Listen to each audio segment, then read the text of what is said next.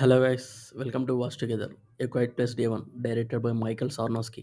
ఈ ఫ్రాంచైజీలో ప్రీవియస్గా వచ్చిన a quiet place part 1 and 2 box office దగ్గర బిగ్గెస్ట్ సక్సెస్ఫుల్ హారర్ మూవీస్గా నిలిచాయి. ఫస్ట్ టూ పార్ట్స్ని డైరెక్ట్ చేసింది జాన్ క్రెజెన్స్కీ. పార్ట్ 1లో మెయిన్ క్యారెక్టర్గా కూడా చేశాడు. ఇప్పుడు ఈ మూవీని ఒక స్పిన్ ఆఫ్ లాగా డిఫరెంట్ డైరెక్టర్తో ప్రొడ్యూసర్గా చేశాడు. ఈ మూవీ కూడా ఈ ఫ్రాంచైజీకి ఉన్న హైప్ వల్ల వరల్డ్ వైడ్గా 2000 క్రోర్స్ వరకు కలెక్ట్ చేసుకుంది. ఎనీవే, ఈ రివ్యూ అయితే completely non spoiler, so watch till the end. ఈ మూవీలో మెయిన్ లీడ్ సమీర, ఒక టెర్మినల్ ఇల్ పేషెంట్. తన క్యాట్ ఫ్రోడోతో న్యూయార్క్లో ఉంటుంది. ఆ న్యూయార్క్ సిటీపై జరిగిన ఒక ఏలియన్ ఇన్వేషన్ నుండి తన క్యాట్ ఫ్రోడో సర్వైవ్ అయ్యారా లేదా, ఇది plot line. Previous parts 1 and 2లో మనం ఒక ఫ్యామిలీని ఒక రూరల్ ఫారెస్ట్ ఏరియాలో వాళ్ళ జర్నీని ఫాలో అవుతుంటాం. బట్ న్యూయార్క్ లాంటి ఒక పాపులేటెడ్ సిటీలో ఏలియన్ ఇన్వేషన్ జరిగితే ఆ క్రౌడ్ ఎలా రియాక్ట్ అవుతుంది, ఆ సిచ్యువేషన్ ఎంత కేయాటిక్గా ఉంటుంది అనే కాన్సెప్ట్తో తీశారు ఈ మూవీ. ఫస్ట్ టూ పార్ట్స్కి మీరు ఫ్యాన్ అయి ఉండి అదే థ్రిల్స్ అండ్ సస్పెన్స్ని ఎక్స్పెక్ట్ చేసి ఈ మూవీని చూస్తే కొంచెం డిసప్పాయింట్ అయితే అవుతారు. ఎందుకంటే ఇది purely character based movie.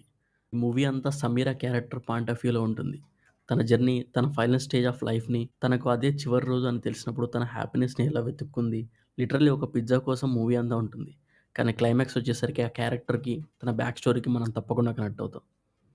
Sameera character చేసిన లుపిటా నియాంగో పర్ఫార్మెన్స్ ఈ మూవీకి మేజర్ హైలైట్గా నిలుస్తుంది. స్ట్రేంజర్ థింగ్స్ ఫేమ్ జోసెఫ్ క్విన్ కూడా చాలా మంచి రోల్ చేశాడు. ఈ రెండు క్యారెక్టర్స్కి ఒక సాటిస్ఫైయింగ్ ఎండింగ్ అయితే ఇచ్చారు, అది నాకు చాలా బాగా నచ్చింది. క్వైట్ ప్లస్ ఫ్రాంచైజ్లో సౌండ్ డిజైన్ ఎప్పుడు మేజర్ హైలైట్గా నిలుస్తుంది. ఈ మూవీలో కూడా 2 to 3 యాక్షన్ ఎపిసోడ్స్ ఉంటాయి. ఆ సీక్వెన్సెస్లో విజువల్ ఎఫెక్ట్స్, సౌండ్ డిజైన్ అయితే మంచి ఇంపాక్ట్ని క్రియేట్ చేస్తాయి.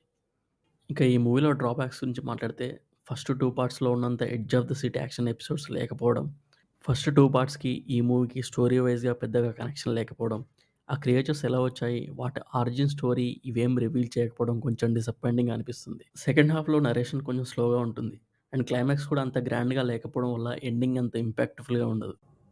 ఓవరాల్గా ఏ క్వైట్ ప్లస్ డే వన్ ఈ ఫ్రాంచైజ్కి ఒక డీసెంట్ ఎడిషన్. ఈ మూవీకి నేను ఇచ్చే రేటింగ్ 3.5/5. ఈ రివ్యూ నచ్చితే please like and share and do subscribe to watch together.